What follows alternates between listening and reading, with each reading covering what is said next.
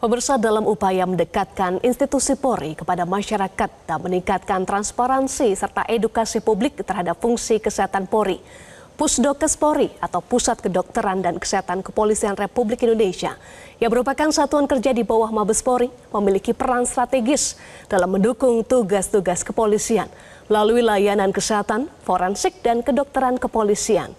Pusdokes Polri tidak hanya berfungsi sebagai penyedia layanan kesehatan bagi anggota Polri dan keluarganya, tetapi juga memainkan peran penting dalam penanggulangan bencana, pelayanan kesehatan masyarakat, dan identifikasi korban dalam situasi darurat. Lalu seperti apa peran, tugas, dan capaian Pusdokes Polri? Kita akan membahasnya bersama dengan narasumber yang sudah hadir di studio Metro TV, Kapusdokes Polri Irjen Pol Dr. Asep Hendra Diana dan Komisioner Kompolnas Ida Utari Purnamasasi. Selamat malam Pak Asep, Ibu Ida, apa kabar Pak Asep, Ibu Ida? Selamat malam Mbak Eva. Alhamdulillah sehat ya? Sehat, Alhamdulillah. Saya akan mulai diskusi dari Pak Asep. Pak Asep, apa sebenarnya peran dan fungsi utama dari Pusdokes Polri dalam struktur kepolisian Republik Indonesia, Pak Asep? Ya. Pusdokes Polri merupakan satker di Mabes Polri. Ya. Di bawah langsung Bapak Kapolri mendapat melaksanakan tugas dan fungsi terutama dalam bidang kedokteran kepolisian dan kesehatan kepolisian. Di dalamnya terkait kegiatan untuk kegiatan operasi DVI, Ya. juga kegiatan pelayanan kesehatan dan lain. Jadi bidang utamanya ada beberapa ya. Siap, di betul. Pusdokes Polri, dan bagaimana itu pembagian tugasnya Pak Asep dari pelayanan kesehatan hingga forensik? Ya. Jadi alhamdulillah sejak tahun 2022 Pusdokes Polri organisasi dikembangkan setelah pasca pandemi, di mana Kapusdokes yang asalnya seorang Brigjen menjadi Irjen. Ya. Dalam tugasnya memang ada dua fungsi utama, terutama kedokteran kepolisian dan kesehatan kepolisian. Seperti dua sisi mata uang tidak bisa dipisahkan. Ya. Di mana kedokteran kepolisian mendukung kegiatan terutama scientific crime investigasi, peran fungsi kedokteran forensik, DVI, DNA, dan yang lainnya. Terkait kegiatan kesehatan kepolisian, di dalamnya termasuk pelayanan kesehatan, terutama untuk kegiatan pelayanan bagi anggota Polri dan masyarakat. Nah, Dan itu juga, saya ingin tanya Pak, soal cakupan layanan kesehatan ya. Jadi bukan hanya untuk Polri, tapi juga masyarakat luas. Betul sih. Betul. Bagaimana data capaiannya Pak Ya. untuk cakupan baik itu untuk Polri maupun masyarakat? Ya. Jadi Pusdokes Polri memiliki 59 rumah sakit Seluruh Indonesia. di seluruh Indonesia. Dan juga hampir 612 paskes primer atau FKTP Polri. Dalam tugasnya, di samping memberikan pelayanan kesehatan bagi anggota Polri dan keluarga, Ya. dan juga memberikan pelayanan kepada masyarakat. Dan itu bisa dirasakan langsung oleh masyarakat, dan melalui itu kegiatan misalnya melalui BPJS kesehatannya atau kegiatan-kegiatan melalui asuransi yang lainnya. Dan berikutnya juga hal itu tetap kita kedepankan sehingga masyarakat bisa lebih terjangkau, baik itu dari tingkat pusat maupun di tingkat kewilayahan. Betulkah langsung dirasakan oleh masyarakat? Kita tanyakan ke Kompolnas ya, Ibu Ida. Bagaimana Kompolnas melihat peran Pusdokes dalam meningkatkan pelayanan kesehatan untuk anggota Polri dan masyarakat? Betulkah masyarakat umum merasakan juga peran dari Pusdokes? Ya, Kompolnas itu adalah pengawas fungsional kepolisian negara Republik Indonesia. Artinya kita mengawasi semua fungsi yang ada di kepolisian Republik Indonesia, baik fungsi pembinaan maupun fungsi operasional. Ya. Salah satunya yaitu fungsi pembinaannya adalah di Pusdokes ini. Nah, kami meyakini bahwa Pusdokes ini memiliki jejaring yang sangat luas sampai ke bawah. Pentingnya peran kesehatan kepolisian ini adalah kan butuh kecepatan ini. Ya. Anggota Polri ini dideploy-nya tidak tanggung-tanggung, mau sampai ke pelosok, mau sampai itu. Jadi peran Pusdokes ini menjadi sangat penting untuk mendukung kesehatan setiap anggota kepolisian. Nah, kalau mereka sehat, mereka mampu perform dengan baik untuk melaksanakan tugasnya. Nah, tidak hanya di situ, karena memang ini adalah fasilitas kesehatan yang juga dimiliki oleh yang bisa diakses oleh masyarakat, maka Pusdokes juga menyediakan itu bekerja sama dengan BPJS sehingga mampu memberikan layanan terbaik kepada masyarakat. Dan kami melihat itu, bahkan saya sudah sampai ke beberapa daerah, mereka sudah perform dengan baik. Memang tidak semua fasilitas kesehatan di Polri itu sama. Dan ini menjadi PR-nya Pak Kapusdokes ini untuk kemudian berusaha selalu berusaha meningkatkan fasilitas kesehatan yang dimilikinya. Ini menjadi PR-nya Pak Kapus, sehingga tidak usah terlalu jauh kalau kemudian harus dirujuk ke Jakarta, tetapi mereka bisa melakukannya pada kondisi-kondisi tertentu, bisa dilakukan di wilayah masing-masing itu. Dan saya apresiasi itu. Apresiasi bagaimana juga Pusdokes memastikan tadi performanya dan juga fasilitas kesehatannya Pak untuk seluruh wilayah bisa terjangkau ya, Ibu Ida. Betul. Bagaimana Pak Asep? Jadi memang agar lebih bisa terjangkau pelayanan kesehatan yang diberikan di masing-masing kewilayahan, apalagi dengan perintah Bapak Kapolri agar rumah sakit Bayangkara provinsi khususnya di Bidokes itu dinaikkan kelasnya dari sampai ke level tipe B nantinya, sehingga nanti ke depan pelayanan bagi anggota Polri, keluarga dan masyarakat bisa one stop service. Jadi mulai dari hulu ke hilir bisa dilaksanakan di rumah sakit yang ada di Bayangkara ini. One stop service. Tanggapannya, Bu Ida? Ya, tadi saya sampaikan ya, PR-nya Pak Kapus ini memang harus menyediakan, meningkatkan vaskesnya. Jadi begini, anggota itu Pak Kapus tugasnya adalah membuat mereka sehat. Itu mereka sehat sehingga perform dengan baik. Itu intinya di sana. Nah, kemudian mereka mendapatkan layanan itu sesuai dengan standar yang sudah ditetapkan oleh Pak Kapus tentunya, bagaimana melayani anggota sehingga anggota merasa nyaman seperti di rumahnya sendiri.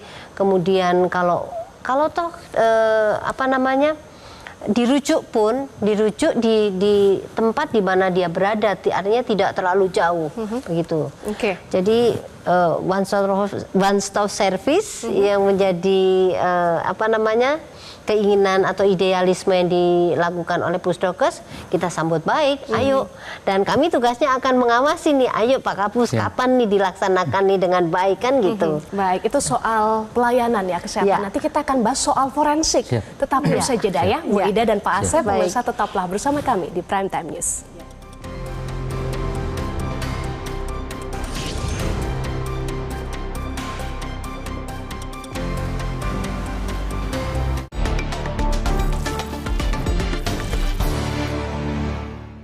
Didukung oleh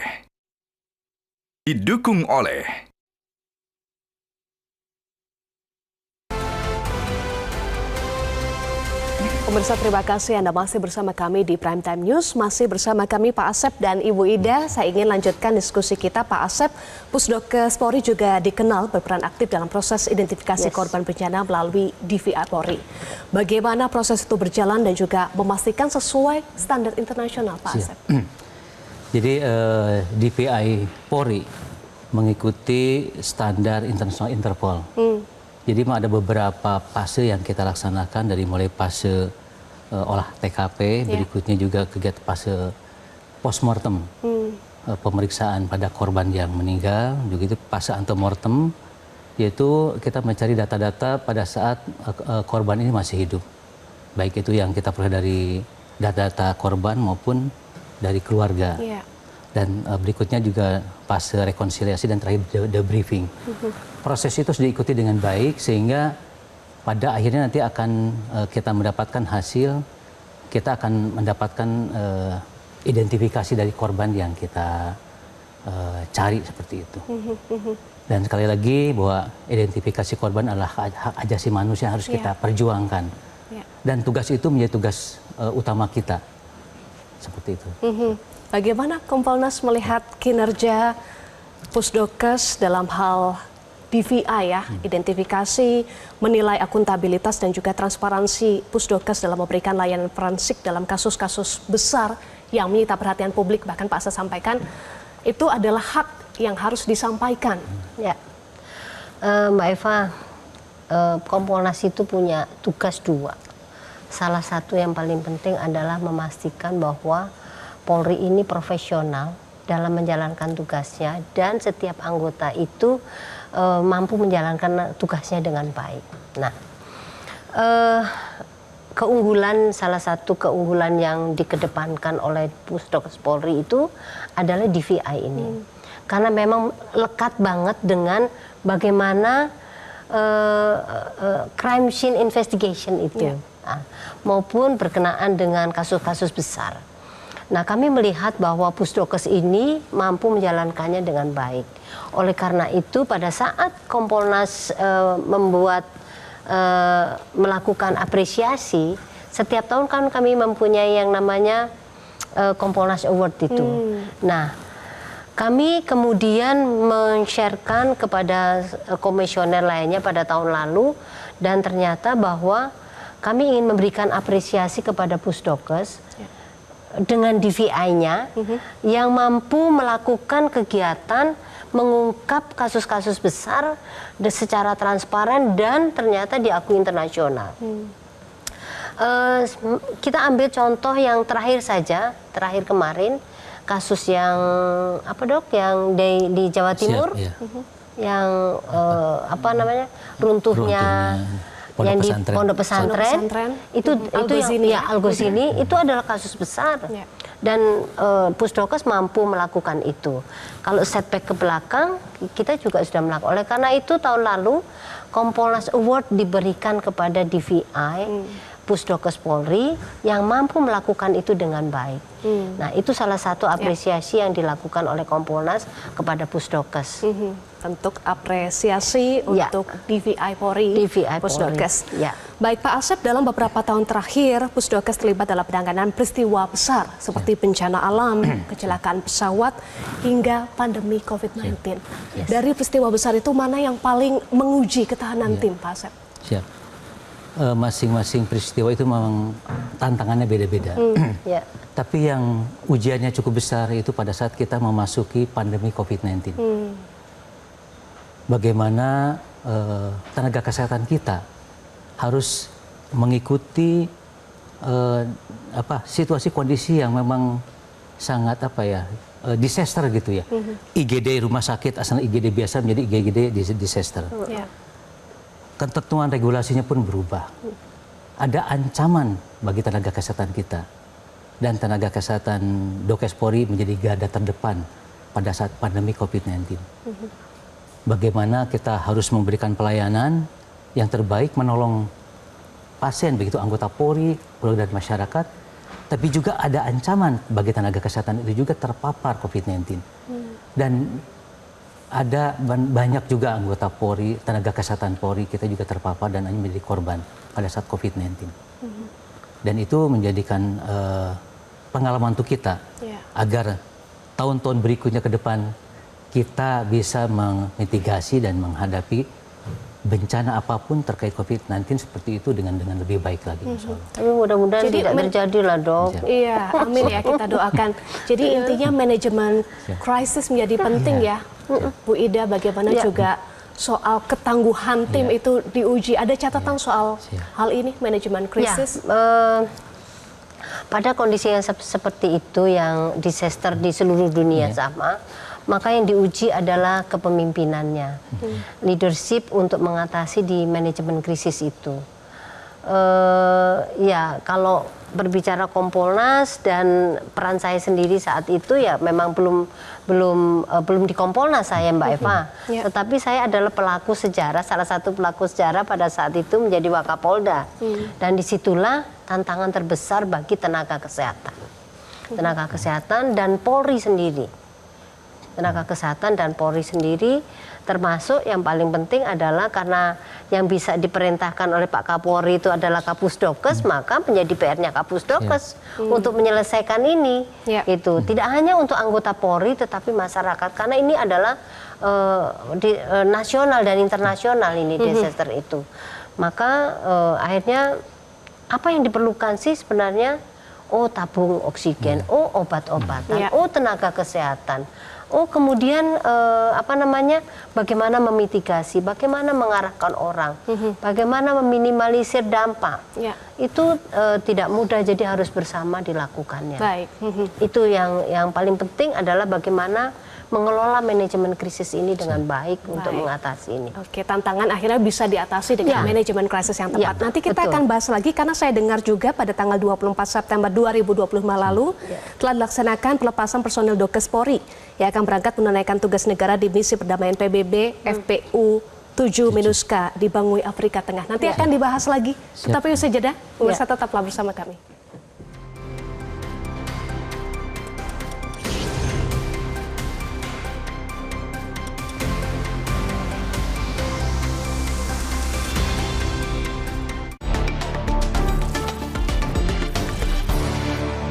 Didukung oleh Terima kasih pemirsa, Anda masih bersama kami di Prime Time News. Kita lanjutkan Pak Asep, tadi pertanyaan saya sebelum jeda soal peran Pusdokes tidak hanya di dalam negeri, tetapi di luar negeri juga secara internasional memberangkatkan untuk menunaikan tugas negara di misi perdamaian PBB FPU 7 MINUSCA di Bangui, Afrika Tengah. Nah, bisa dijelaskan bagaimana prosesnya dan berapa anggota yang berangkat? Iya, Dokes Polri dalam berbagai kegiatan penugasan, salah satunya kegiatan penugasan dalam misi perdamaian PBB. Yang terakhir ini FPU ke-7 di MINUSCA di Bangui, Afrika Tengah. Ya. Kita telah mengirimkan 10 orang tenaga kesehatan. Ada dokter umum, ada perawat, ada juga dokter spesialis. Dan untuk sampai proses itu, tenaga kesehatan kita melalui proses yang panjang. Dari mulai cek kesehatannya, kompetensi medisnya, kemampuannya, berikutnya juga kemampuan fisiknya pun harus mampu, karena kan wilayah penugasan itu tidaklah sulit. Berikutnya juga aspek kemampuan bahasanya pun. Dan juga diperkenalkan dengan situasi, kondisi di mana tempat penugasan itu yang akan ditempati. Dan sekali lagi mengikuti juga pra penugasan. Sehingga anggota kita betul-betul mengikuti standar PBB yang direkomendasikan. Dan jelas juga di samping harus menjaga kesehatan dan keamanan yang bersangkutan, juga tenaga kesehatan yang dikirimkan pun harus menjaga kesehatan tim yang dikeberangkatkan dan juga masyarakat sekitar yang didatangi di daerah di Bangui, Afrika Tengah itu. Dan tidak hanya tahun ini aja kan, sudah beberapa tahun yang lalu sudah mengirimkan. Sudah rutin ya? Sudah rutin, tiap tahun dikirimkan. Ya, sudah. Dan penugasan 1 tahun penuh. Itu. Itu. Apa maknanya menurut Kompolnas dengan keterlibatan di misi perdamaian? Begini, penugasan di misi perdamaian itu ada amanatnya.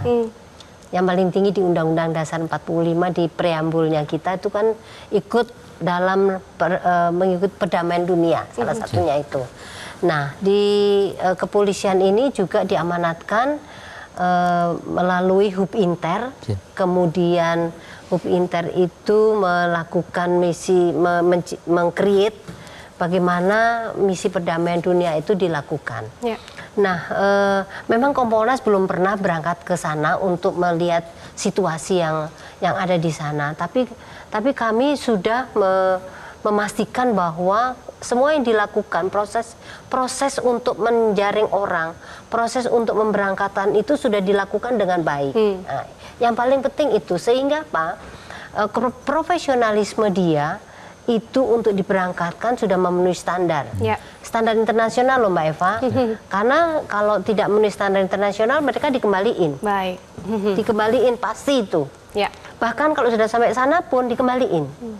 Nah, misi itu sangat penting, bukan hanya untuk kepentingan Pusdokes sendiri, tapi kredibilitas negara kita ini. Bahwa Indonesia itu sudah menjadi bagian dari dunia untuk bahwa keamanan itu berarti milik semua orang di dunia ini. Jadi itu terima kasih Pak Kapus, kalau bisa tidak hanya jeda per tahun, tetapi kalau bisa memungkinkan setiap setahun kita bisa melakukannya. Dan ini yang terbanyak loh Mbak Eva, 10 tahun ini. Baik, dalam era digital dan teknologi seperti saat ini, Pak Asep, jelas dunia medis terus berkembang ya. Inovasi apa yang sudah dilakukan dan apa yang akan dilakukan oleh Pusdokes? Ya. Jadi Pusdokes Polri juga melaksanakan perintah pimpinan Bapak Kapolri. Kita harus mengadop teknologi digital yang ada. Jadi kegiatan pelayanan yang diberikan oleh Dokes Polri, baik itu di pusat sampai ke wilayah, di Pusdokes maupun di Bidokes dilaksanakan juga memanfaatkan teknologi digital.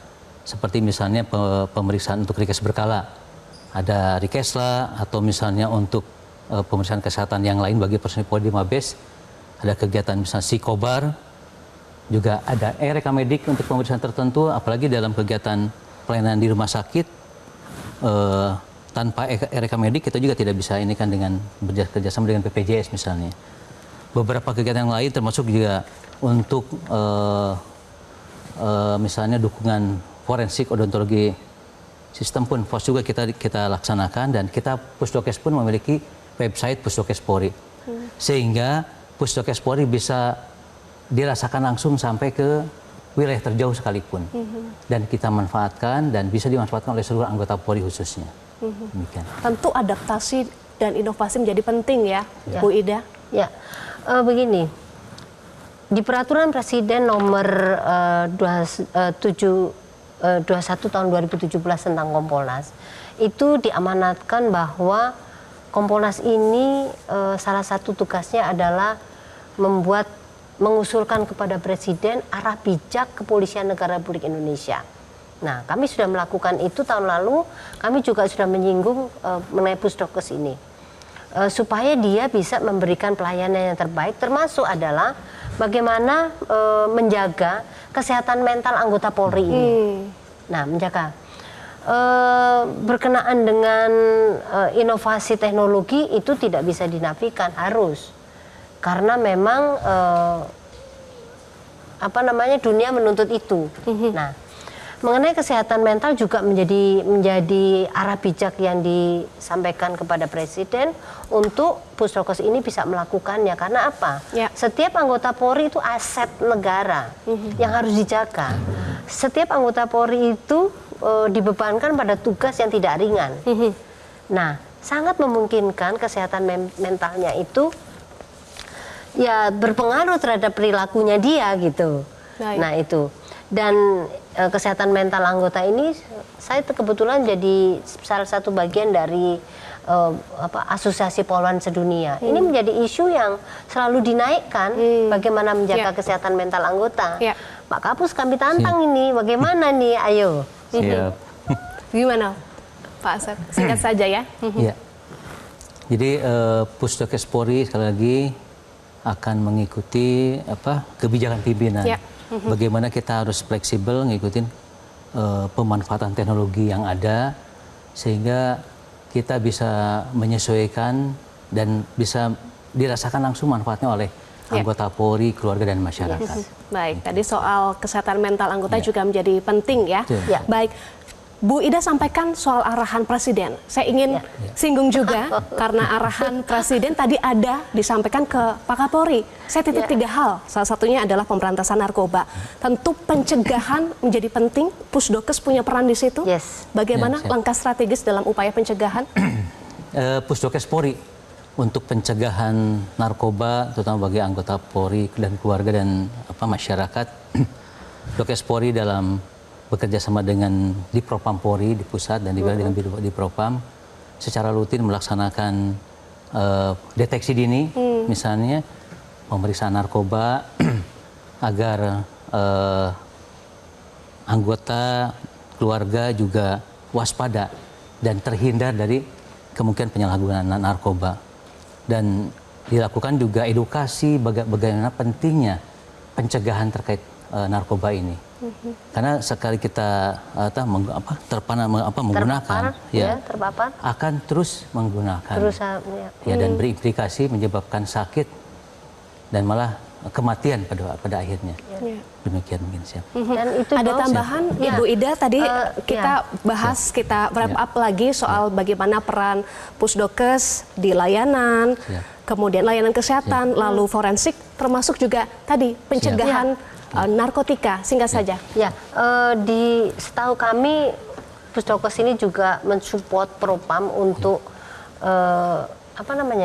tes secara acak. Acak ya, siap. Secara acak, kalau kemudian melalui tes urin terhadap anggota. Dan begini, Kompolnas tidak mentolerir, artinya tetap fokus untuk bagaimana anggota ini tidak terlibat di dalam penyalahgunaan narkotika. Ini penting, penting sekali karena apa? Akan berdampak kepada bagaimana dia akan bekerja. Sekali kena, kemudian dia akan mencoba untuk terus naik dan pasti ada efek yang lain.